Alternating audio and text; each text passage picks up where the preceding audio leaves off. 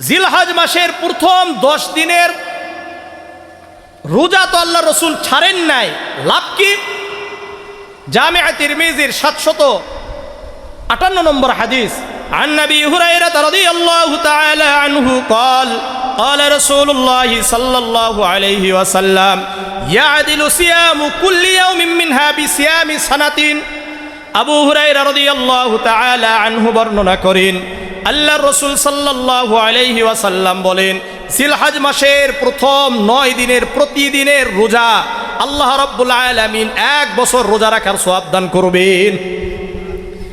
1 বছর নিয়মিত রোজা রাখলে যেই সওয়াব, জিলহজ মাসের প্রথম 9 দিন প্রতিদিনের রোজা রাখার সেই সওয়াব আল্লাহ দান করবেন। একটু চিন্তা করেন, এক একটা রোজা রাখবেন, আল্লাহ তাআলা 1 বছর রোজা রাখার সওয়াব দান করবেন। তাহলে আমল করা যায় ইনশাআল্লাহ। তাহলে আমার সাথে আরেকবার বলেন, 1 নম্বর আমল কি? হাত পা এগুলো পরিষ্কার আগেই করে নিব। জিলহজ মাসের 10ম তারিখে আমরা এগুলো আবার কি কাটবো। 1। দ্বিতীয় নাম্বার জিকির। তৃতীয় নাম্বার হলো রাতে ইবাদত। 4 নম্বর হলো রোজা রাখা।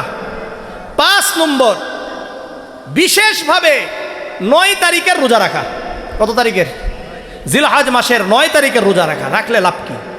জামিআ তিরমিজির 749 নম্বর হাদিস, عن أبي قتادة رضي الله تعالى عنه قال قال رسول الله صلى الله عليه وسلم صيام يوم عرفة إني أحتسب على الله أن يكفر السنة التي قبله والسنة التي بعده।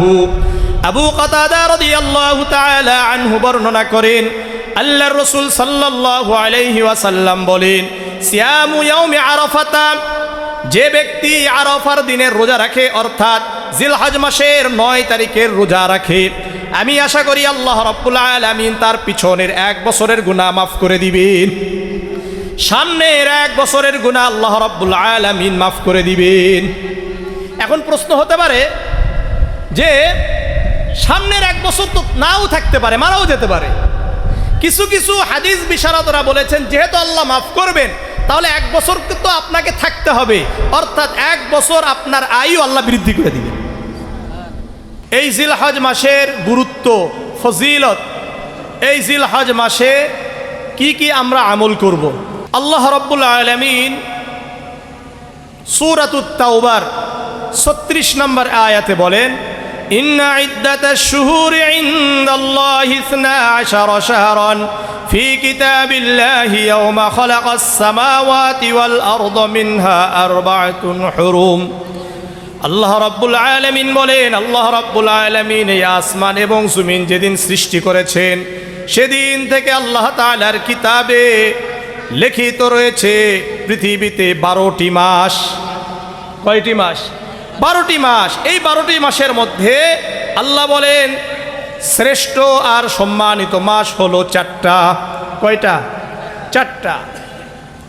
সূরাতুল বাকারার 197 নম্বর আয়াতে আল্লাহ বলেন, আল হাজ্জু আশহুরুম মালুমাত, হজের মাস হলো নির্ধারিত।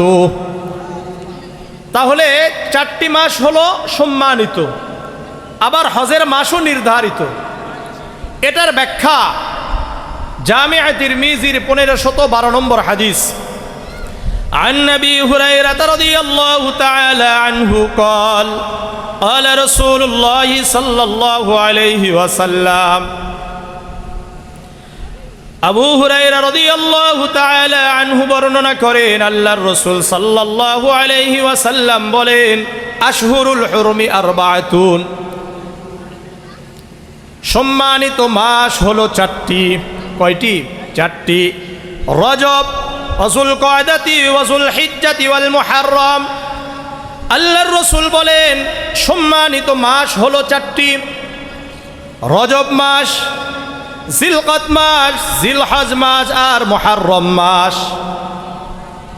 ওয়া আশহুরুল হজ্জি, হজের মাস হলো 3টা, শাওয়ালুন ওয়া যুলকআদাতি ওয়া আশারুম মিন জিলহিজ্জা। শাওয়াল, জিলকদ এবং জিলহজ মাসের প্রথম 10 দিন। তাহলে সম্মানিত মাসের মধ্যেও জিলহজ মাস রয়েছে, হজের মাসের মধ্যেও জিলহজ মাস রয়েছে। সুতরাং আমাদের একটু চিন্তা করতে হবে এই মাসের গুরুত্ব আল্লাহর কাছে কতটা বেশি।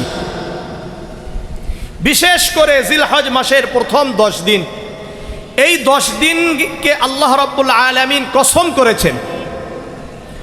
আল্লাহ রাব্বুল আলামিন সূরাতুল ফজরের প্রথম 4টি আয়াতে বলেন, ওয়াল ফজরি ওয়া লায়ালিন আশর ওয়াশ শাফঈ ওয়াল ওয়াতর। আল্লাহ রাব্বুল আলামিন বলেন, আমি ফজরের কসম করে বলছি, ওয়া লায়ালিন আশর, আমি 10 রাত 10 দিনের কসম করে শপথ করে বলছি, ওয়াশ শাফঈ, আমি আল্লাহ জোর সংখ্যার কসম করে বলছি, ওয়াল ওয়াতর, আমি বেজুর সংখ্যার কসম করে বলছি। আল্লাহ রাব্বুল আলামিন এই সূরার শুরুতে 4টি কসম করেছেন। কয়টা? ফজরের কসম করেছেন, 10 রাত্রির কসম করেছেন, জোর সংখ্যার কসম করেছেন, বেজুর সংখ্যার কসম করেছেন, শপথ করেছেন। এটার ব্যাখ্যায় মুসনাদে আহমদের 14511 নম্বর হাদিস, عن جابر عن النبي صلى الله عليه وسلم قال إن العشر عشر الأضحى। আল্লাহ রাব্বুল আলামিন সূরাতুল ফজরের যে বলেছেন ওয়ালায়ালিন আশর, এই আশর অর্থ হলো জিলহজ মাসের প্রথম 10 দিন। রাসূল কি বলেন? আশর মানে হলো জিলহজ মাসের প্রথম 10 দিনের কসম আল্লাহ করেছেন। ওয়াল ওয়াতর, আল্লাহ রাব্বুল আলামিন বেজুর সংখ্যার কসম করেছেন। এর অর্থ হলো ওয়াল ওয়াতর ইয়াউমু আরাফা, বেজুর সংখ্যা অর্থ হলো আরাফার দিন। কোন দিন? আরাফার দিন। ওয়াশ শাফআ ইয়াউমুন নাহার, আল্লাহ রাব্বুল আলামিন শাফাউন অর্থাৎ জোর সংখ্যার কসম করেছেন।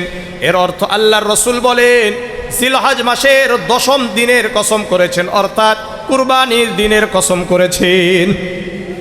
চিন্তা করেন, এই 10 দিনকে নিয়ে আল্লাহ কসম করেছেন। এর মধ্যে আবার ইয়াউমে আরাফা 9 তারিখকে আলাদা কসম করেছেন, 10 তারিখের আলাদা কসম আল্লাহ করেছেন। একটু চিন্তা করতে হবে এই দিনগুলোর মূল্য আর গুরুত্ব আল্লাহর কাছে কতটা বেশি। এই যে আমাদের কাছে পুরা বছরের মধ্যে শ্রেষ্ঠ দিন কবে কবে, কোন কোন দিনকে শ্রেষ্ঠ বলা হয়?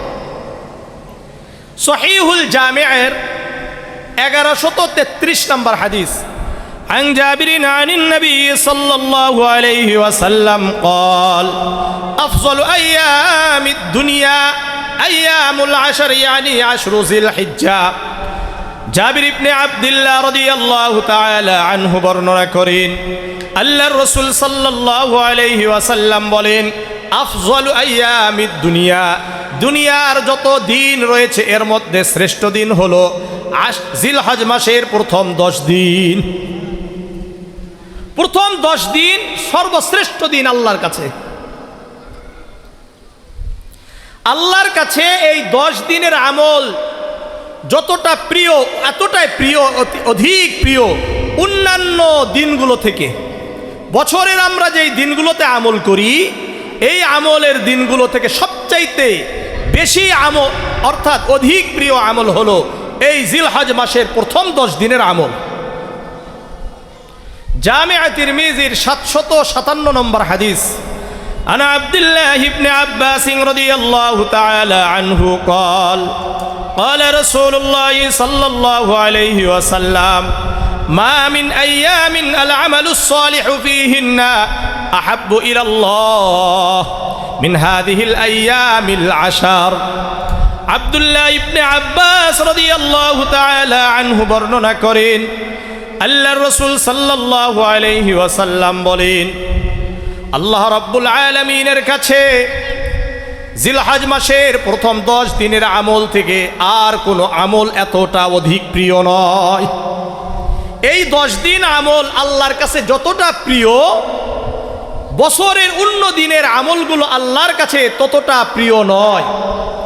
ফাকালু ইয়া রাসূলুল্লাহ ওয়ালাল জিহাদু ফি সাবিলিল্লাহ, সাহাবারা বললেন, ইয়া রাসূলুল্লাহ, ইয়া হাবিবাল্লাহ, আল্লাহর রাস্তায় জিহাদ করলেও কি জিলহজ মাসের প্রথম 10 দিনের আমলের সমকক্ষ হবে না?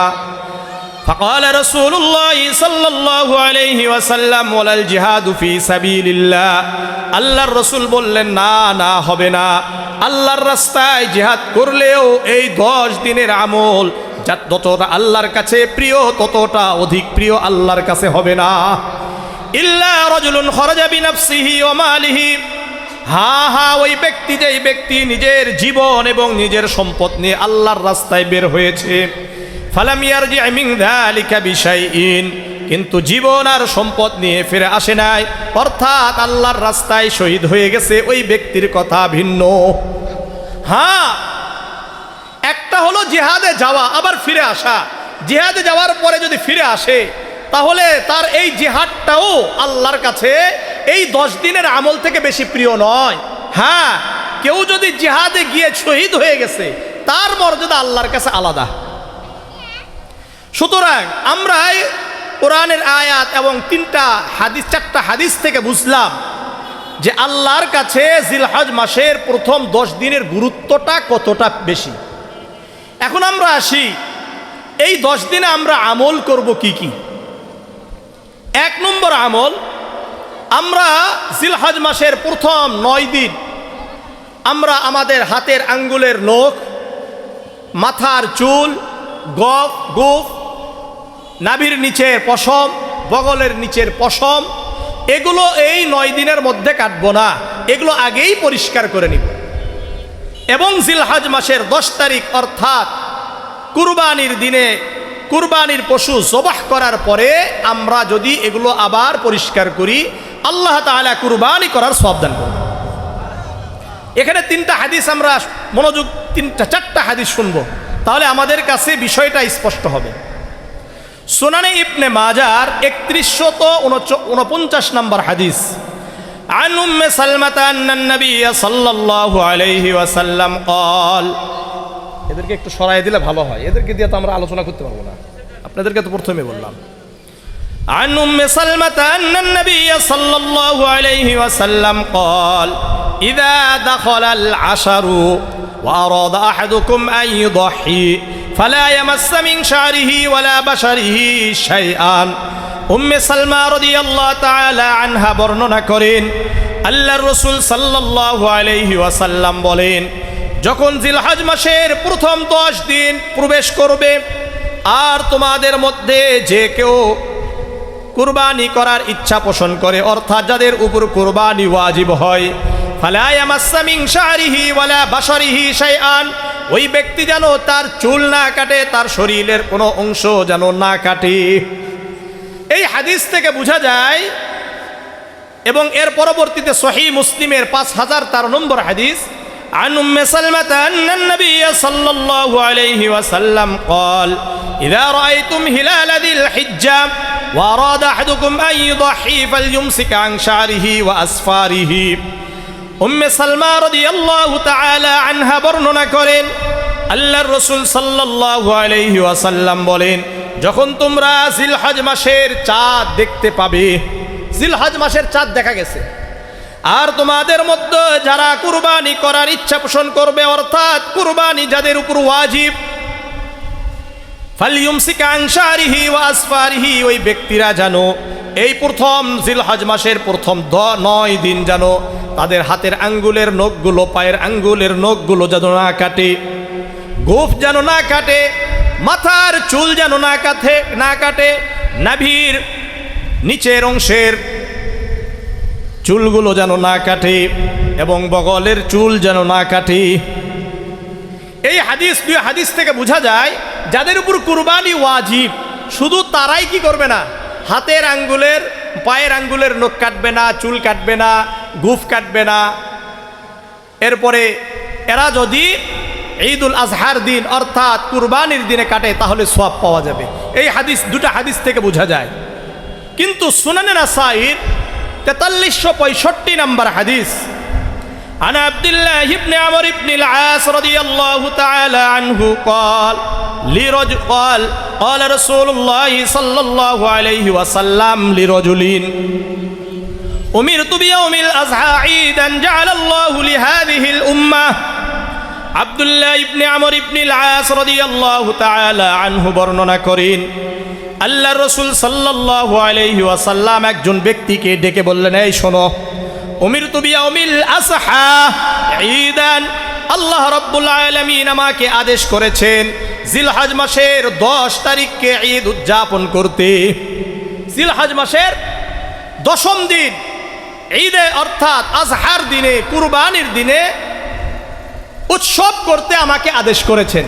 জাআলাল্লাহু লিহাযিহিল উম্মাহ, আল্লাহ রাব্বুল আলামিন এই উম্মতের জন্য এটাকে নির্ধারণ করে দিয়েছেন। এখন রসুল যখন এই ব্যক্তিকে বললেন, ফাকাল আর রাজুলু, ওই ব্যক্তি বলছেন, আরাআইতা ইল্লাম মাজিদ ইল্লা মানিহাতান উনসা আফা উযহি বিহা, ইয়া রাসূলুল্লাহ ইয়া হাবিবাল্লাহ, আমার কিছুই নাই, আমাকে একজন ব্যক্তি, আমি যেহেতু গরিব অসহায়, আমাকে একজন দয়া করে আমাকে এমন একটা উট দান করেছেন দুধ পান করার জন্য, যেই উটনি কি করে, দুধ দেয়, এমন একটা উটনি আমাকে দিয়েছেন। আফা উযহি বিহা, এই উটনি ছাড়া আর আমার কিছু নাই, আমি কি এই উটনিকে কুরবানি করব? আল্লাহ আল্লাহর রাসূল বললেন, না না, এটা তো তোমার কিছুই নাই, তোমাকে দয়া করে দুধ পান করার জন্য এটা দিয়েছে। ওয়ালাকিন তাখুযু মিন শারিকা ওয়া তুকাল্লিমু আসফারাকা ওয়া তাকুসসু শারিবাকা ওয়া তাহলিকু আনাতাকা, আল্লাহর রাসূল বললেন, তুমি ওই উটনি জবাহ করবা না, ওই উটনি কুরবানির জন্য জবাহ করবা না, বরং তুমি তোমার চুল কাটো। কি বলছে? ওয়ালাকিন তাখুযু মিন শারিক, তুমি তোমার চুল কাটো, ওয়া তুকাল্লিমু আসফারাক, তুমি তোমার হাতের আঙ্গুলের নখ কাটো এবং পায়ের আঙ্গুলের নখ কাটো, ওয়া তাকুসসু শারিবাকা, তোমার মুজগুলো গুফগুলো খাটো করো। কি করতে বলছে? খাটো করতে বলেছেন। ওয়া তাহলিকু আনাতাকা, আর নাভির নিচের পশমগুলো কেটে ফেলো, বগলের নিচের পশমগুলো কেটে ফেলো, পরিষ্কার করো। ফাযালিকা তামামু উযহিয়াতিকা ইনদাল্লাহি আযজা ওয়া জাল্লা, এটাই আল্লাহ রাব্বুল আলামিনের কাছে পরিপূর্ণ কুরবানির সওয়াব পেয়ে যাবে। তাহলে বোঝা গেল এই হাদিস থেকে যাদের উপর কুরবানি ওয়াজিব নয়, যারা কুরবানি দিতে পারে না, তারাও এই প্রথম 9 দিন তারা তাদের মাথার চুল কাটবে না, আগেই পরিষ্কার করে নিবে। গোঁফ কাটবে না, নাভির নিচের পশম কাটবে না, বগলের নিচের পশম আগে কাটবে না। এরা 9 দিনের পর 10ম দিন অর্থাৎ ঈদুল আজহা কুরবানির দিনে নামাজের পরে যদি এগুলো পরিষ্কার করে, রসুল বলেন এটাও কুরবানির সওয়াব পাওয়া যাবে। এখন আরেকটা প্রশ্ন, এগুলো তো বড় মানুষদের জন্য বললেন, বাচ্চাদের যদি চুল না কাটা হয়, হাতের আঙ্গুলের পায়ের আঙ্গুলের নখ না কাটা হয়, এরাও কি সওয়াব পাবে? আল মুস্তাদরাক লিল হাকিম আলা সহিহাইনের 7595 নম্বর হাদিস। আনা আব্দুল্লাহ ইবনে উমর মারর বিইমরাতিন তাখুযু মিন শারি ইবনিহা ফি আইয়ামিল আশার। আব্দুল্লাহ ইবনে উমর রাদিয়াল্লাহু তাআলা আনহু একদিন রাস্তা দিয়ে হেঁটে যাচ্ছিলেন, দেখতে পাইলেন একজন নারী তার সন্তানের মাথার চুল কেটে দিচ্ছে। ফি আইয়ামিল আশার, জিলহজ মাসের 10 দিনের মধ্যে। কবে? জিলহজ মাসের 10 দিনের মধ্যেই চুলগুলো কাটছে। ফাকালা লাউ আখরতিহি ইলা ইয়াউমিন নাহার, আব্দুল্লাহ ইবনে উমর রাদিয়াল্লাহু তাআলা আনহু ওই নারীকে বললেন, এই আমার বোন, শোনো শোনো, তুমি যদি এটাকে 10ম তারিখ পর্যন্ত একটু দীর্ঘায়িত করতে, বিলম্ব করতে, 10 তারিখে গিয়ে কাটতে, আহসান, কতই না উত্তম হইতো, তোমার সন্তানের জন্য কুরবানির সওয়াব পেয়ে যেত। আর নিষ্পাপ মাসুম যারা নাবালেগ সন্তানদের সওয়াবগুলো তারা পায় না, তাদের বাবা মা পায়, তাদের বাবা মা পেয়ে যায়। সুতরাং এই হাদিস, 4টা হাদিস থেকে আমরা বুঝলাম যে 10 তারিখ অর্থাৎ জিলহজ মাসের চাঁদ ওঠার আগেই আমাদের মাথার চুল কাটতে হলে কেটে নিতে হবে। হাত পায়ের নখগুলো যদি আমরা কাটতে চাই, এগুলো কেটে নিতে হবে আগেই। নাভির নিচের এবং বগলের পশম যদি কাটতে হয়, আগেই কেটে নিতে হবে। আমরা এই 9 দিন আর কাটবো না, দশম দিন অর্থাৎ জিলহজ মাসের 10 তারিখ কুরবানির দিনে কুরবানির পশু জবাহ করার পরে কাটলে আল্লাহ রাব্বুল আলামিন কুরবানি করার সওয়াব দান করবে। তাহলে আমাদের কাছে কয়টা আমল আসলে? 1 নম্বর আমল। দ্বিতীয় নাম্বার আমল, 1 নম্বর আমল কি বলেন? হাত পায়ের নখ এবং চুল গোঁফ এগুলো আমরা এই 9 দিন না কেটে যদি আমরা কুরবানির দিনে কাটি আল্লাহ তাআলা কুরবানির সওয়াব দিবেন। দ্বিতীয় নাম্বার, অধিক পরিমাণে জিকির করা। মুসনাদে আহমদের 6154 নম্বর হাদিস, আনা আব্দুল্লাহ ইবনে উমর রাদিয়াল্লাহু তাআলা আনহু قال قال رسول الله صلى الله عليه وسلم ما من أيام أعظم عند الله ولا أحب إليه العمل فيهن من هذه الأيام العشر। আব্দুল্লাহ ইবনে উমর রাদিয়াল্লাহু তাআলা আনহু বর্ণনা করেন, আল্লাহর রাসূল সাল্লাল্লাহু আলাইহি ওয়াসাল্লাম বলেন, আল্লাহ রাব্বুল আলামিনের কাছে জিলহজ মাসের প্রথম 10 দিনের আমল থেকে অধিক প্রিয় আর কোনো আমল নাই, অধিক মর্যাদা সম্পন্ন আর কিছু হতে পারে না। ফাকসিরু ফীহিন্না মিনাত তাহলিল ওয়াত তাকবীর ওয়াত তাহমিদ। সুতরাং তোমরা জিলহজ মাসের চাঁদ যখন উঠবে তখন থেকেই তোমরা আল্লাহ তাআলার তাসবিহাত আদায় করো, জিকির করা শুরু করে দাও। আমরা শুধুমাত্র মনে করি 9 তারিখের ফজর থেকে আল্লাহু আকবার আল্লাহু আকবার লা ইলাহা ইল্লাল্লাহু আল্লাহু আকবার ওয়ালিল্লাহিল হামদ, এটা ওই সময় মনে করি। মূলত রাসূল এবং তার সাহাবারা জিলহজ মাসের চাঁদ ওঠার সঙ্গে সঙ্গে এই আমল শুরু করেছে। তাহলে অধিক পরিমাণে জিকির করা, যারা বুদ্ধিমান তারা আল্লাহর জিকির বেশি করে। সূরা আলী ইমরানের 191 নম্বর আয়াত আল্লাহ বলেন, আল্লাযীনা ইয়াযকুরুনাল্লাহা কিয়ামান ওয়া কুউদান ওয়া আলা জুনুবিহিম। যারা বেশি বুদ্ধিমান তারা আল্লাহ রাব্বুল আলামিনের দাঁড়ানো অবস্থায় জিকির করে, বসা অবস্থায় জিকির করে, শায়িত অবস্থায় আল্লাহর জিকির করে। সুতরাং ইনশাআল্লাহ আমরা চাঁদ ওঠার সঙ্গে সঙ্গে আমরা সব জায়গায় একটু জোরে সোরে বলবো আল্লাহু আকবার আল্লাহু আকবার। বলেন লা ইলাহা ইল্লাল্লাহু আল্লাহু আকবার আল্লাহু আকবার। লা ইলাহা ইল্লাল্লাহর সাথে কি হবে? আল্লাহু আকবার। এরপরে হবে আল্লাহু আকবার ওয়ালিল্লাহিল হামদ, যত বেশি বলা যায়। তাহলে দ্বিতীয় আমল হলো চাঁদ ওঠার সঙ্গে সঙ্গে অধিক পরিমাণে জিকির বৃদ্ধি করে দিব। 3 নম্বর আমল, রাতে ইবাদত করা। জিলহজ মাসের প্রথম 10 দিনের রাতের যে ইবাদত, এই ইবাদত বেশি করা।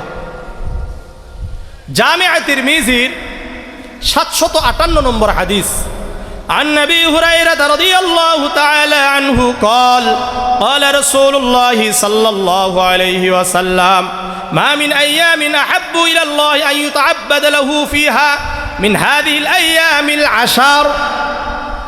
আবু হুরায়রা রাদিয়াল্লাহু তাআলা আনহু বর্ণনা করেন, আল্লাহর রাসূল সাল্লাল্লাহু আলাইহি ওয়াসাল্লাম বলেন, আল্লাহ রাব্বুল আলামিনের কাছে জিলহজ মাসের প্রথম 10 দিনের আমল থেকে অধিক প্রিয় আমল আর কিছু নাই, আর কিছু নাই। ইয়াদিলু কিয়ামু কুল্লি লাইলাতিন মিনহা বিকিয়ামি লাইলাতিল কদর। আল্লাহর রাসূল বলেন, হে আমার সাহাবারা, হে আমার উম্মত শোনো, জিলহজ মাসের প্রথম 10 রাতে যদি কেউ ইবাদত করে, প্রতি রাতে ইবাদত করা যদি কেউ করে, প্রতি রাত্রে ইবাদত লাইলাতুল কদরের ইবাদতের সমমান আল্লাহ রাব্বুল আলামিন সওয়াব দান করবেন। লাইলাতুল কদরে ইবাদত করলে যেই সওয়াব জিলহজ মাসের প্রথম 10 রাতে ইবাদত করলে আল্লাহ সেই সওয়াব দান করবেন। একটু চিন্তা করেন বিষয়টা। আমরা লাইলাতুল কদর পাওয়ার জন্য কত চেষ্টা করি কি করি না? আল্লাহ রাব্বুল আলামিন জিলহজ মাসের প্রথম 10 রাত্রি প্রতি রাত্রি ইবাদত করলে আল্লাহ তাআলা লাইলাতুল কদরে ইবাদত করার সমমান সওয়াব দান করবেন। করা যাবে ইনশাআল্লাহ। আল্লাহ আমাদেরকে কবুল করেন। 3 নম্বর আমল। 4 নম্বর আমল হলো জিলহজ মাসের প্রথম 9 দিন রোজা রাখা। কয় দিন? হ্যাঁ, রসুল করিম সাল্লাল্লাহু আলাইহি সাল্লাম জিলহজ মাসের প্রথম 9 দিনের রোজা কখনোই ছাড়েন নাই। সুনানে নাসাঈর 2416 নম্বর হাদিস, আন হাফসাতা ক্বালাত আরবাউন লাম ইয়াকুন ইয়াদউহুন্না নবী সাল্লাল্লাহু আলাইহি ওয়াসাল্লাম। হাফসা রাদিয়াল্লাহু তাআলা আনহা বর্ণনা করেন, আল্লাহর রাসূল সাল্লাল্লাহু আলাইহি ওয়াসাল্লাম 4টি জিনিস কখনো ছাড়েন নাই। কয়টা জিনিস? আবার বলেন কয়টা? সবাই মুখস্থ করব। কয়টা জিনিস আল্লাহ রাসূল জীবনে ছাড়েন নাই? আবার বলেন কয়টা? 4টা। 1 নম্বর সিয়ামা আশুরা, মুহররম মাসের 10 তারিখের রোজা আল্লাহর রাসূল কখনো ছাড়েন নাই। মুহররম মাসের 10ম তারিখের রোজা আল্লাহর রাসূল কখনো ছাড়েন নাই, অর্থাৎ আশুরার রোজা আল্লাহর রাসূল কখনো ছাড়েন নাই। ওয়াল আশারা, জিলহজ মাসের প্রথম 9 দিনের রোজা আল্লাহর রাসূল কখনো ছাড়েন নাই। 3 নম্বর ওয়া সালাসাতা আইয়ামিন মিন কুল্লি শাহরিন, প্রতি মাসের 3টি রোজা আল্লাহর রাসূল কখনো ছাড়েন নাই। 3টি রোজা মানে প্রতি মাসের 13, 14, 15 তারিখের রোজা আল্লাহর রাসূল কখনোই ছাড়েন নাই। এই 3টা দিনকে বলা হয় আইয়ামে বীজের রোজা। কিসের রোজা? আইয়ামে বীজের রোজা। আরেকটা হাদিস জামিআ তিরমিজির 761 নম্বর হাদিস, আবু যর রাদিয়াল্লাহু তাআলা আনহুকে রাসূল বলেন, এ ইয়া আবু যর শোনো, মান সামা সালাসাতা আইয়ামিন মিন কুল্লি শাহরিন, যে ব্যক্তি প্রতি মাসের 13, 14, 15 তারিখের রোজা রাখে, কানা কামান সামাদ দাহর, ওই ব্যক্তি যেন সারা বছর রোজা রাখার সওয়াব পেয়ে গেল। সারা বছর যদি কোনো ব্যক্তি রোজা রাখার সওয়াব পেতে চায়, এ ব্যক্তি যেন প্রতি মাসের 13, 14, 15 তারিখে রোজা রাখে। মনে থাকবে ইনশাআল্লাহ? তাহলে রোজা রাখবো ইনশাআল্লাহ। জিলহজ মাসের প্রথম 10 দিনের রোজা তো আল্লাহ রাসূল ছাড়েন নাই, লাভ কি? জামিআ তিরমিজির 758 নম্বর হাদিস, আন নবী হুরায়রা রাদিয়াল্লাহু তাআলা আনহু قال قال رسول الله صلى الله عليه وسلم يعدل صيام كل يوم منها بصيام سنة। আবু হুরায়রা রাদিয়াল্লাহু তাআলা আনহু বর্ণনা করেন, আল্লাহর রাসূল সাল্লাল্লাহু আলাইহি ওয়াসাল্লাম বলেন, জিলহজ মাসের প্রথম 9 দিনের প্রতিদিনের রোজা আল্লাহ রাব্বুল আলামিন 1 বছর রোজা রাখার সওয়াব দান করবেন। 1 বছর নিয়মিত রোজা রাখলে যেই সওয়াব, জিলহজ মাসের প্রথম 9 দিন প্রতিদিনের রোজা রাখার সেই সওয়াব আল্লাহ দান করবেন। একটু চিন্তা করেন, এক একটা রোজা রাখবেন, আল্লাহ তাআলা 1 বছর রোজা রাখার সওয়াব দান করবেন।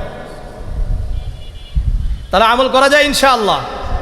তাহলে আমার সাথে আরেকবার বলেন, 1 নম্বর আমল কি? হাত পা এগুলো পরিষ্কার আগেই করে নিব। জিলহজ মাসের 10ম তারিখে আমরা এগুলো আবার কি কাটবো। 1। 2 নাম্বার জিকির। 3 নাম্বার হলো রাতে ইবাদত। 4 নম্বর হলো রোজা রাখা। 5 নম্বর বিশেষভাবে 9 তারিখের রোজা রাখা। কত তারিখের? জিলহজ মাসের 9 তারিখের রোজা রাখা। রাখলে লাভ কি? জামিআ তিরমিজির 749 নম্বর হাদিস, عن نبي قتادة رضي الله تعالى عنه قال قال رسول الله صلى الله عليه وسلم صيام يوم عرفة إني أحتسب على الله أن يكفر السنة التي قبله والسنة التي بعده। আবু কাতাদা রাদিয়াল্লাহু তাআলা আনহু বর্ণনা করেন, আল্লাহর রাসূল সাল্লাল্লাহু আলাইহি ওয়াসাল্লাম বলেন, সিয়ামু ইয়াউমি আরাফাতা, যে ব্যক্তি আরাফার দিনের রোজা রাখে, অর্থাৎ জিলহজ মাসের 9 তারিখের রোজা রাখে, আমি আশা করি আল্লাহ রাব্বুল আলামিন তার পিছনের 1 বছরের গুনাহ মাফ করে দিবেন। সামনের 1 বছরের গুনাহ আল্লাহ রাব্বুল আলামিন মাফ করে দিবেন।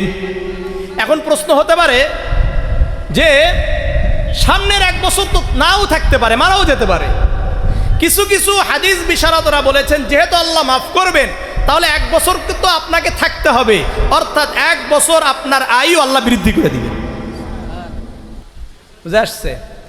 আবার ইয়াউমে আরাফার রোজার ব্যাপারে অনেকে বলেন যে ইয়াউমে আরাফা, সৌদি আরবের ইয়াউমে আরাফা হলো 8 তারিখ, আর আমরা বলি হলো 9 তারিখ। মূলত হলো এটা একটা পরিভাষার নাম। ইয়াউমে আরাফা মানে কি? একটা পরিভাষার নাম, কিন্তু মূল বিষয় হলো ভৌগোলিকভাবে তারিখটাই হলো মূল। কি বলেন? তারিখটা হলো মূল, অর্থাৎ 9 তারিখ। কত? 9 তারিখ। কেন 9 তারিখ আমি বলবো? কারণ তাকবীরে তাশরিকও ইয়াউমে আরাফার সকাল থেকে শুরু করতে বলেছেন। আমরা সব জায়গায় ঈদের আগের দিন অর্থাৎ 9 তারিখ থেকে সব জায়গায় পুরো পৃথিবীতে কি শুরু করি? তাকবীরে তাশরিক শুরু করি।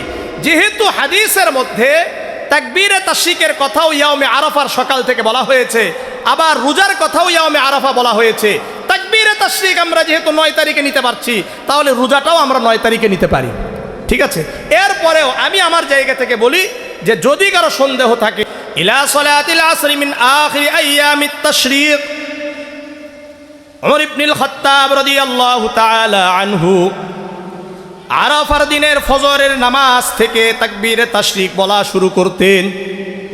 13 তারিখের আসর পর্যন্ত উনি তাকবীরে তাশরিক বলতেন। অর্থাৎ কত? 9 তারিখ থেকে যদি 13 তারিখ হয় আসর পর্যন্ত, তাহলে কত ওয়াক্ত হচ্ছে? 23 ওয়াক্ত। কত বলেন? 23 ওয়াক্ত। এই 23 ওয়াক্তে তাকবীরে তাশরিক প্রতি নামাজের পরে, ফরজ নামাজের পরে পুরুষদের জন্য উচ্চ স্বরে বলা ওয়াজিব, নারীদের জন্য নিম্ন স্বরে বলা ওয়াজিব। মুকিম হোক মুসাফির হোক যাই হোক না কেন প্রত্যেকের উপর ওয়াজিব। এমনকি কোনো ব্যক্তি যদি এই 23 ওয়াক্ত নামাজের মধ্যে কোনো এক ওয়াক্ত নামাজ ছুটে গেছে, তার কাজা হয়ে গেছে। মনে ধরে নেন 9 তারিখের জোহরের নামাজ কাজা হয়ে গেছে, সে গিয়ে পড়ছে 12 তারিখ অথবা 13 তারিখ আসরের আগে এই কাজা পড়ছে, তাহলে এই কাজা নামাজের পরেও তার তাকবীরে তাশরিক বলা ওয়াজিব। বুঝে আসছে? এতটাই গুরুত্বপূর্ণ।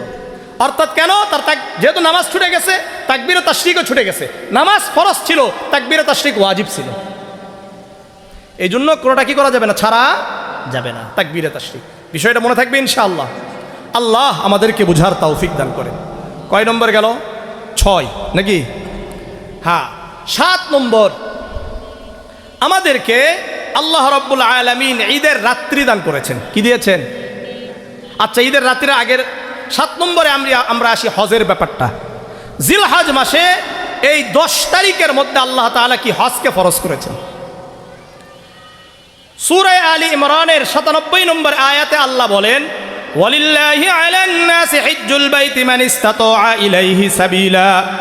আল্লাহ তাআলার জন্য কাবা ঘরের উদ্দেশ্যে হজ করা ওই ব্যক্তিদের জন্য ফরজ যাদের আল্লাহ রাব্বুল আলামিন যাওয়া আসার সামর্থ্য দিয়েছেন, হজকে ফরজ করেছেন।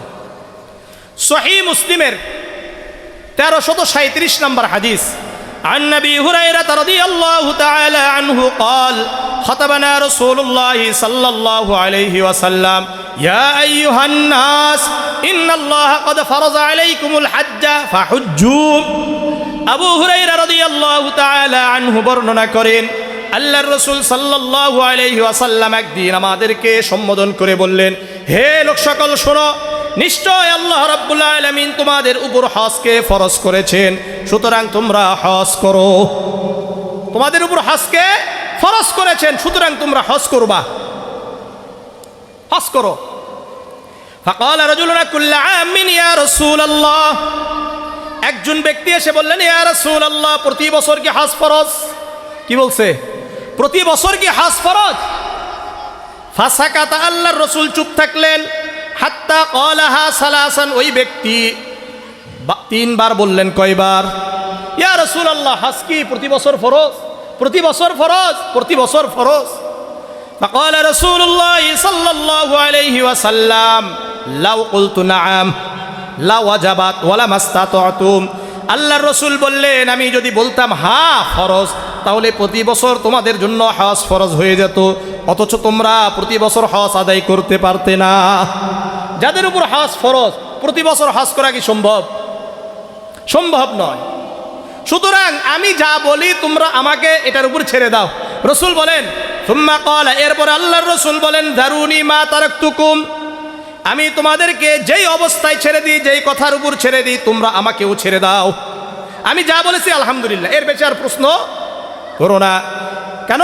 ফাইন্নামা হালাকা মান কানা ক্বাবলাকুম বিকাসরাতি সুআলিহিম ওয়া ইখতিলাফিহিম আলা আমবিয়াইহিম।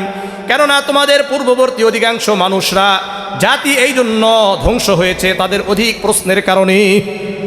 কিসের কারণে? অধিক প্রশ্ন। এই প্রশ্নের কারণে তারা ধ্বংস হয়েছে, নবীদের বিরোধিতা করার কারণে ধ্বংস হয়েছে। এই জন্য বর্তমানেও যারা কোরআন সুন্নাহর বিরোধিতা করবে এরাও এ দেশে ধ্বংস হবেই হবে। কোরআন সুন্নাহ আছে কি নাই? হ্যাঁ। এবং যারা কোরআন সুন্নাহর আলোকে যেই সমস্ত উলামায়ে কেরামরা কথা বলবেন তাদের বিরোধিতা করলেও ধ্বংস অনিবার্য। আল্লাহ আমাদেরকে বুঝার তৌফিক দান করেন। এরপরে রসুল বললেন, শোনো, ফাইদা আমারতুকুম বিশাইইন ফাতু মিনহু মাস্তাতাতুম, আমি তোমাদেরকে যা আদেশ করি যথাসাধ্য তোমরা এটা পালন করার জন্য চেষ্টা করো। যা আদেশ করি যথাসাধ্য পালনের জন্য চেষ্টা করো। ওয়াইদা নাহাইতুকুম আন শাইইন ফাদাউহু, আর যা তোমাদেরকে নিষেধ করি এখান থেকে যথাসাধ্য বিরত থাকার জন্য চেষ্টা করো।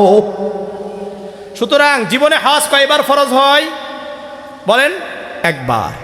যারা শুনেন অনেকে মনে করে হজ করলে কমে যায়।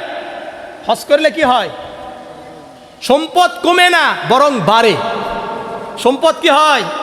বাড়ে। আপনাদেরকে একটা হাদিস শোনাই, জামিআ তিরমিজির 810 নম্বর হাদিস। আনা আব্দুল্লাহ ইবনে মাসউদ রাদিয়াল্লাহু তাআলা আনহু قال قال رسول الله صلى الله عليه وسلم تابعوا بين الحج والعمره। আব্দুল্লাহ ইবনে মাসউদ রাদিয়াল্লাহু তাআলা আনহু বর্ণনা করেন, আল্লাহর রাসূল সাল্লাল্লাহু আলাইহি ওয়াসাল্লাম বলেন তোমরা বারবার হজ আর উমরা করো। বারবার হজ উমরা করো। কেন? ফাইন্নাহুমা ইয়ানফিয়ানিল ফাকরা ওয়াজ যুনুব, কেননা হজ আর উমরা দরিদ্রতা মোচন করে দেয়, ওয়াজ যুনুব গুনাহ মোচন করে দেয়। হজ আর উমরা করলে কি হয়? গুনাহ মাফ হয়ে যায়, দরিদ্রতা মিটে যায়, আল্লাহ তাআলা ধনী বানায়া দেন। কামা ইয়ানফিল কিরু খাওয়াদাল হাদিদি ওয়াজ যাহাবি ওয়াল ফিজ্জা, যেমন নাকি কামারের হাপরের কারণে স্বর্ণের মরিচা দূর হয়ে যায়, রূপার মরিচা দূর হয়ে যায়, লোহার মরিচা দূর হয়ে যায়। এই জন্য বেশি হজ করা দরকার আছে কি নাই? ওয়ালাইসা লিল হাজ্জাতিল মাবরুরাতি সাওয়াবুন ইল্লাল জান্নাহ, রাসূল বলেন হজ্জে মাবরুরের একমাত্র পুরস্কার হলো জান্নাত। তাহলে 7 নম্বর আমল হলো হজ করা। 8 নম্বর আমল ঈদের রাত্রিতে ইবাদত করা। কোন রাতে? হ্যাঁ, সুনানে ইবনে মাজার 1882 নম্বর হাদিস। عن نبي أمامة عن النبي صلى الله عليه وسلم قال من قام ليلة العيدين محتسبا لله لم يمت قلبه يوم تموت القلوب। আবু উমামা রাদিয়াল্লাহু তাআলা আনহু বর্ণনা করেন, আল্লাহর রাসূল বলেন মান কামা লাইলাতাল ঈদাইন মুহতাসিবান লিল্লাহ, যে ব্যক্তি ঈদের 2 রাত্রিতে আল্লাহ তাআলাকে সন্তুষ্ট করার জন্য নেকির আশায় আল্লাহ তাআলাকে সন্তুষ্টি করার আশায় এই 2 ঈদের রাত্রিতে ইবাদত করলো, রাত্রি জাগরণ করলো, 5 নামাজ অর্থাৎ নফল নামাজ আদায় করলো, জিকির করলো, কোরআন তেলাওয়াত করলো, দান করলো, লাম ইয়ামুত কলবুহু ইয়াওমা তামুতুল কুলুব, যেদিন সকল মানুষের অন্তর মরে যাবে আল্লাহ রাব্বুল আলামিন ওই অন্তরকে জীবিত রাখবেন, নূরে নূরান্বিত করে রাখবেন, আলোকিত করবেন। কিয়ামতের ময়দানে যখন সবাই ভীত সন্ত্রস্ত হয়ে পড়বে, চিন্তিত হয়ে পড়বে, তখন যারা 2 ঈদের রাত্রিতে ইবাদত করেছে তারা প্রশান্তি লাভ করবে। করা যায় তো ইনশাআল্লাহ? কারা কারা করবেন? সবাই করবেন তো ইনশাআল্লাহ? আল্লাহ আমাদেরকে কবুল করেন। 9 নম্বর আমল ঈদের নামাজ পড়া। কি করা? হ্যাঁ, এটা আল্লাহ আমাদেরকে দান করেছেন। সুনানে আবি দাউদের 1134 নম্বর হাদিস।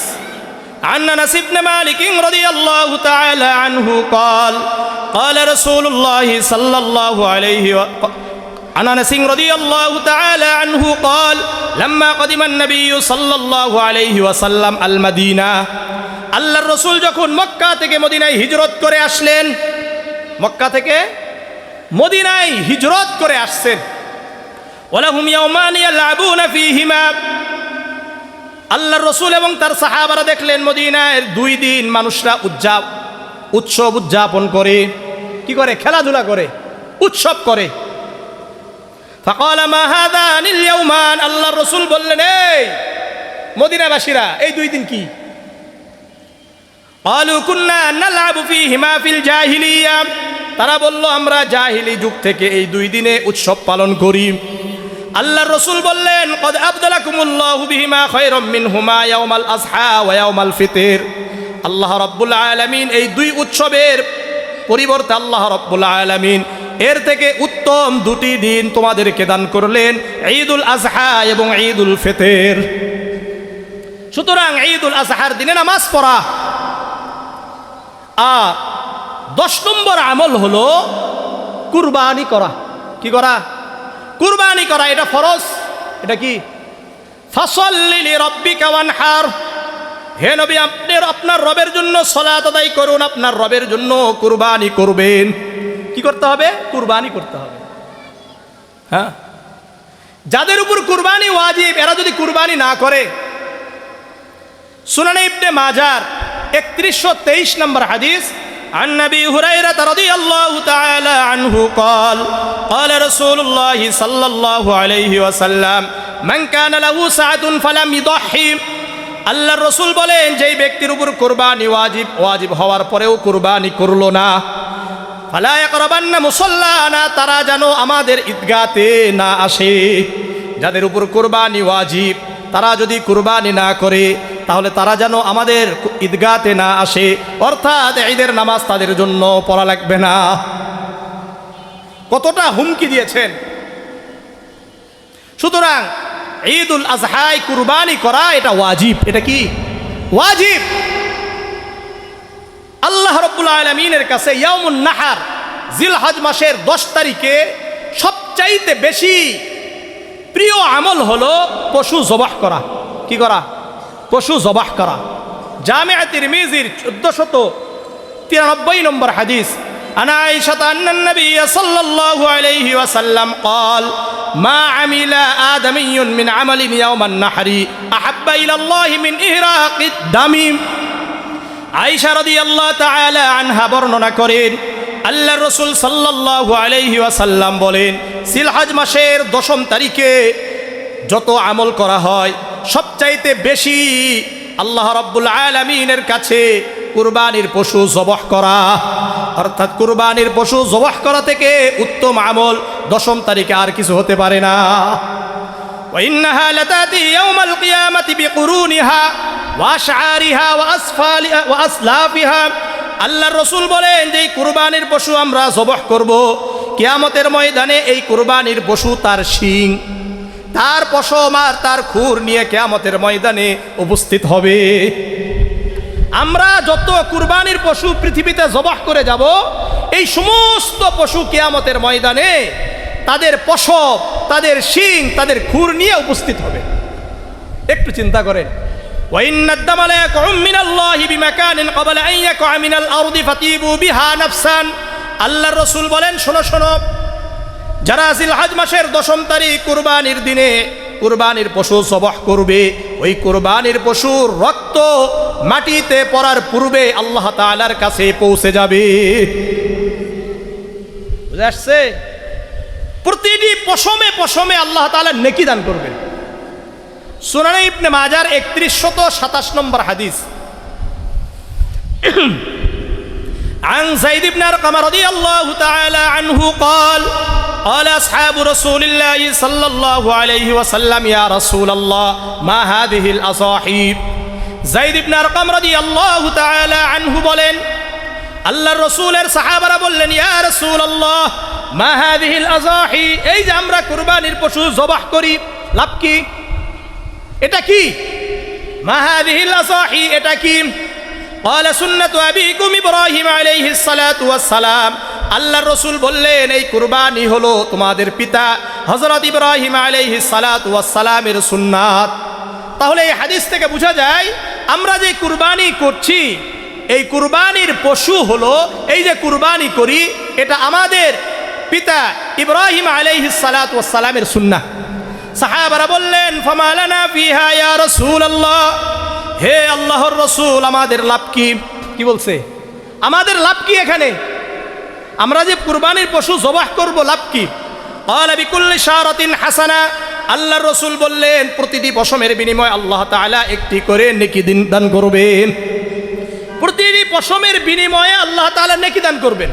এখন সাহাবারা বলছেন ফামাসসুবু ফিহা ইয়া রাসূলুল্লাহ, ইয়া রাসূলুল্লাহ ভেড়ার পশম তো বেশি। কি বলছে? ভেড়ার পশম বেশি, এর কি হবে? আল্লাহর রসুল বললেন বিকুল্লি শারাতিন মিনাস সুফি হাসানা। শোনো, ভেড়া দিলেও এই ভেড়ার যত পশম আছে প্রতিটি পশমের বিনিময়ে আল্লাহ তাআলা একটি করে নেকি দান করবেন। তাহলে কুরবানি করা দরকার আছে কি নাই? কার জন্য করব? আল্লাহর জন্য করব। কার জন্য বলেন? না আমরা খাওয়ার জন্য করব। সূরাতুল আনআমের 162 নম্বর আয়াত আল্লাহ বলেন কুল ইন্না সলাতি ওয়া নুসুকি ওয়া মাহইয়ায়া ওয়া মামাতি লিল্লাহি রাব্বিল আলামিন। হে নবী আপনি বলে দেন কুল ইন্না সলাতি আমার নামাজ আল্লাহর জন্য, ওয়া নুসুকি আমার কুরবানি আল্লাহর জন্য। কার জন্য বলেন? আল্লাহর জন্য। সুতরাং আল্লাহর জন্য আমাদেরকে কুরবানি দিতে হবে, অন্য কারো নামে কুরবানি করা যাবে? আমাদের সমাজের মধ্যে কার কার নামে কুরবানি হবে এরকম প্রচলন আছে কি নাই? যদি কেউ বলে যে কার কার নামে কুরবানি হবে মানে হলো শিরক করলো। বলবেন কার কার পক্ষ থেকে হবে? কি বলা যাবে? কার কার পক্ষ থেকে? আমাদের পক্ষ থেকে হয়। কার নামে হয়? আল্লাহর নামে হয়। কার নামে? আল্লাহর নামে হয়। আরেকটা কথা, অনেকে আবার নাম লেখে, আছে কি নাই? আল্লাহ কি জানে না আপনি যে কুরবানি দিচ্ছেন নাম লিখতে হবে কেন? ইন্নাহু আলিমুম বিদাতিস সুদূর, নিশ্চয় আল্লাহ রাব্বুল আলামিন আমার আপনার অন্তরের অবস্থা জানেন। জানেন কি জানেন না? সুতরাং কোনো নাম লেখা যাবে না। কার কার নামে হবে এটা বলা যাবে না, এটা হলো শিরক। কার কার পক্ষ থেকে হবে এনাফ। বুঝে আসছে? কুরবানির পশু 6টা পশু দিয়ে কুরবানি করা যায়। কয়টা? আমার সাথে বলেন কয়টা? 1 নম্বর উট। বলেন 1 নম্বর উট। উটের 5 বছর হওয়া শর্ত। কয় বছর? 5 বছর। এরপরে গরু এবং মহিষ, এর জন্য কয় বছর শর্ত? 2 বছর। কয় বছর? 2 বছর। তাহলে উটে কয় বছর? আর মহিষ আর গরুতে 2 বছর। এই 3টা পশুতে 7 ভাগ দেওয়া যাবে। 1 থেকে 7-এর যে কোনো অংশ দেওয়া যাবে। এগুলোর দলিল আছে। আমার জুমার আলোচনা আছে 80টা মাসলা। এখানে প্রত্যেকটার উপরে আমরা দলিল দিয়ে দিয়ে নুসুস দিয়ে দিয়ে আলোচনা করেছি। তো ওগুলো আর বলার টাইম নেই, যেহেতু আজানের টাইম হয়ে গেছে। সুতরাং 1 থেকে 7-এর যে কোনো অংশে কি করা যাবে? কুরবানি করা যাবে। আকিকার অংশ দেওয়া যাবে। আসেন, এরপরে দুম্বা, ভেড়া আর ছাগল, এগুলোর জন্য 1 বছর হওয়া শর্ত। কয় বছর? 1 বছর হওয়া শর্ত। আর এগুলোতে ভাগ দেওয়া যাবে কয়টা? একটা। কয়টা? একটা। বাকি দুম্বা এবং ভেড়া যদি 6 মাস হয় কিন্তু দেখতে যদি 1 বছরের মতো মনে হয় তাহলে দুম্বা এবং ভেড়া দিয়েও কি করা যাবে? কুরবানি করা যাবে 6 মাস অথবা 6 মাসের বেশি। কিন্তু ছাগলের জন্য হওয়া দরকার কত? 1 বছরই হতে হবে। মনে থাকবে ইনশাআল্লাহ? তাহলে কার জন্য কুরবানি করব? মনে থাকবে? কয় ভাগে করা যাবে? 1 থেকে 7 ভাগের যে কোনো অংশ, যে কোনো সংখ্যাই করা যাবে উট, মহিষ আর গরুতে। মনে থাকবে? ভেড়া, ছাগল আর দুম্বা এগুলো 1 বছর হওয়া শর্ত, তাই না? কিন্তু যদি ভেড়া এবং দুম্বা যদি 6 মাস হওয়ার পরে মনে হয় 1 বছর হয়েছে, এগুলো দিয়ে কুরবানি করা যাবে। এখন আরেকটা ব্যাপার, আমাদের মধ্যে আরেকটা ধারণা আছে দাঁত উঠছে কিনা। দাঁতের কোনো সম্পর্ক নাই, দাঁতছে কিনা এটার কোনো সম্পর্ক নাই। সম্পর্ক হলো বয়স। সম্পর্ক কি? বয়স। আর এই বয়সটা হিসাব হবে যিনি বিক্রেতা, উনি যা বলবেন সেটাই। যদি কম হয় সে ধরা খাবে। আল্লাহর কাছে আমাদের কুরবানি কবুল হয়ে যাবে। মনে থাকবে ইনশাআল্লাহ? শুধু নিজে খাবো না, সবাইকে দিব। আবার বলেন সবাইকে দিব ইনশাআল্লাহ। দিবেন তো? সূরাতুল হাজের 28 নম্বর আয়াত আল্লাহ বলেন ফাকুলু মিনহা ওয়া তুইমুল বাঈসাল ফাকির, তোমরা নিজেরা খাও, ফকির মিসকিন অসহায়দেরকে খাওয়াও। এখন আমাদের সমাজের মধ্যে বিভিন্ন জায়গায় 3 ভাগের একটা মাসলা আছে। 1 ভাগ নিজেদের জন্য, 1 ভাগ আত্মীয় স্বজন, আরেক ভাগ দরিদ্রদের জন্য। এগুলো হলো জরুরি নয়, করলে করতে পারেন, কিন্তু কি নয়? জরুরি নয়। আবার অনেকে বলে যে 3 দিনের পরে আর কি কুরবানি গোশত রাখা যায় না। হাদিস আছে, কথা ঠিক আছে। আল্লাহ রসুল কোন সময় বলেছেন, এটা স্পষ্ট করেছেন। এই হাদিসটা বলে আমি শেষ করে দিচ্ছি। সহিহ বুখারীর 5569 নম্বর হাদিস। আন সালামাত ইবনে আওকাই قال قال رسول الله صلى الله عليه وسلم من ضحى منكم তোমাদের মধ্যে কেউ যখন কুরবানি করে কি করবে আবার বলেন কুরবানি করে ফালা ইসবিহান্না বাদা সালাসালিসাতিন ওয়া বাকিয়া ফি বাইতিহি মিনহু শাইউন আল্লাহর রাসূল বলেন তোমাদের মধ্যে কেউ কুরবানি করলো কুরবানি করার পরে তাদের ঘরে যেন 3 দিনের পরে আর এক টুকরা গোশত বাকি না থাকে রাসূল বলছেন কথাটা ভালো করে বুঝেন ঠিক আছে ফাইদা কান আল আমুল মুকবিল যেই বছরে বলেছেন এই বছরের পরের বছর যখন আবার উপস্থিত ক্বালু ইয়া রাসূলুল্লাহ এখন আল্লাহ রাসূলের সাহাবারা বলছেন নাফআলু কামা ফাআলনা আমাল মাজি ইয়া রাসূলুল্লাহ গত বছর যেই আমল করেছিলাম কুরবানির পশুর গোশত এই বছর কি তেমনই করব আল্লাহ রাসূল বললেন না না না কুলু ওয়া তুইমু ওয়াদাখিরু না না এখন তোমরা খাবা মানুষদেরকে খাওয়াবে এবং কি করবা যতবারও সঞ্চয় করে রাখো ফ্রিজে রাখবেন না কিসে ডিবে রাখবেন এটা আপনার ব্যাপার কেন শোনো ফাইন্না যালিকাল আম্মা কানা ফিন নাসি জাহাদুন ওই বছরে মানুষরা অভাবী ছিল ওই সময় মানুষরা কি ছিল ওই বছরে অভাবী ছিল এই বছরে আর অভাব নাই ফাইদা আমি চেয়েছিলাম তুইনু ফিহা তোমরা যেন সবাইকে সহযোগিতা করো ওই অভাবের বছর শেষ অভাবের বছর কি শেষ এখন আর অভাব নাই আমাদের বর্তমানে কি অভাব আছে নাকি সবাই খায় খায় কি খায় না বরং এগুলো নিয়ে গিয়ে বিক্রি করে আছে কি নাই আল্লাহ রাব্বুল আলামিন আমাদের সবাইকে জিলহজ মাসের প্রথম 10 দিনের আমল করার তৌফিক দান করেন তাহলে আমার সাথে একবার বলবেন সবাই 1 নম্বর আমল জিলহজ মাসের 1 নম্বর প্রথম 10 দিনের আমল 1 নম্বর নখ চুল এগুলো আমরা জিলহজ মাসের চাঁদ ওঠার আগেই পরিষ্কার করব এবং জিলহজ মাসের 10ম তারিখ অর্থাৎ কুরবানির দিনে পশু জবাহ করার পরে এগুলো আবার আমরা কাটবো পরিষ্কার করব। দ্বিতীয় নম্বর অধিক পরিমাণে জিকির করব।